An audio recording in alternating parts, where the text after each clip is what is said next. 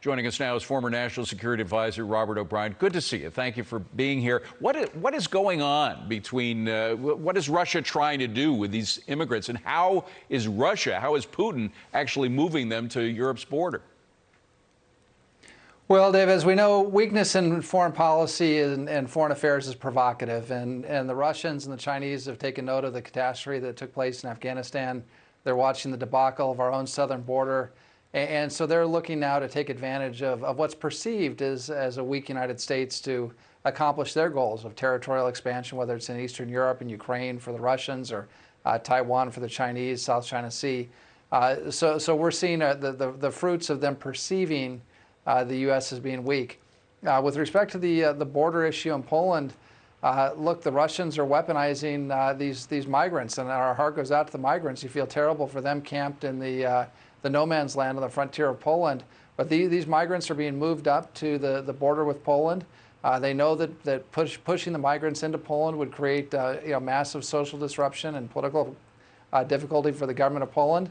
And they also know that it's hard for the U.S. to support the Poles and to send U.S. troops to the border when we won't send troops to our own border to stop the same types of people coming from the same types of countries from coming into the United States. So it's a very clever maneuver by Vladimir Putin. It kind of reminds me of the Mariel boat lift when Fidel Castro sent hundreds of thousands, said, okay, you go to the border in Miami. And by the way, he went a step further and emptied the jails and the insane asylums and sent a lot of bad folks to our borders as well, which screwed things up.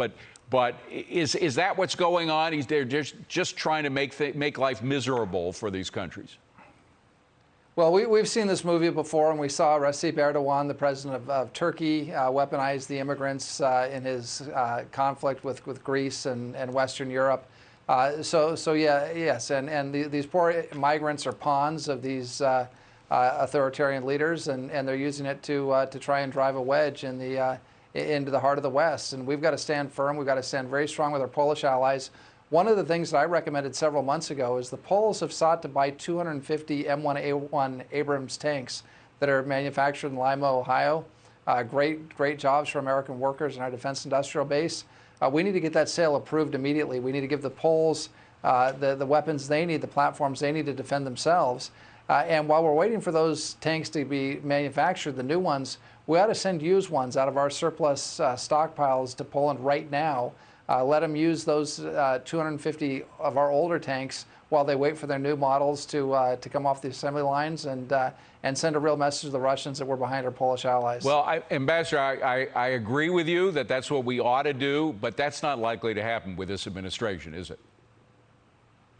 Well, listen, Jake Sullivan, the National Security Advisor, and Tony Blinken are saying the right things. The problem is the Russians saw us give them Nord Stream 2, their #1 foreign policy objective, and get nothing in return.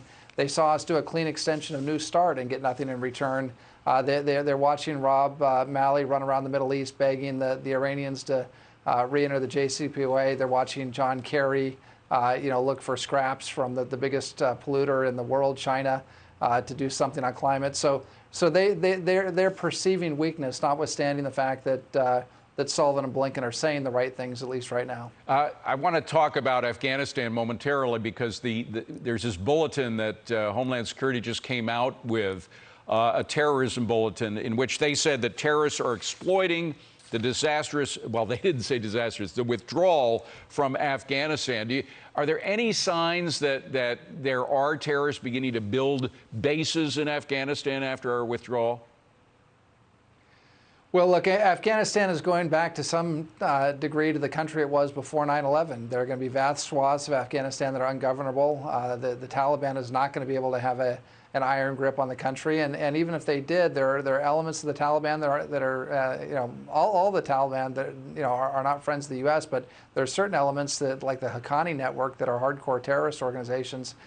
So it's likely we're going to see terrorist bases reemerge in Afghanistan, training bases, that sort of thing, as we did back in the late 90s. The problem that we have now is we have very little ability to get intelligence on those facilities and to monitor what's happening and, if necessary, strike them. So we've had a little bit of a step backward. You combine that with our open southern border, and it's a recipe for real concern. It's horrible. Very, very quickly on China, you mentioned it already, but we're going to have this virtual meeting between President Biden and Xi. Does Xi have any worry about any pushback from the United States for his aggressions in the Far East? Well, the good news is President Trump changed the bipartisan consensus on China, and the Biden administration has kept in place most of the president's policies, as tariffs and otherwise, on China. So, look, I'm hopeful that President Biden will stick to the script that he's been on so far, that we'll take a hard line in that meeting with President Xi, make sure they understand that an invasion of Taiwan is a no-go. But look, there are things, again, we can do there. We need to speed the delivery of arms that Taiwan has already purchased to Taiwan. We need to pass our own defense budget, which has been held hostage to all the maneuvering among the Democrats in Washington on their big, Build Back America. Well, let's pass the defense budget and send a message to our adversaries that we're going to fund our own defense and improve our own capabilities with hypersonics and rebuild the Navy and things that we need to do. So there are some steps that we can take that our foreign adversaries will watch and understand and be concerned about that might have more of an impact than just a phone call. Ambassador Robert O'Brien, great to see you, sir. Thank you for coming in today. Appreciate it.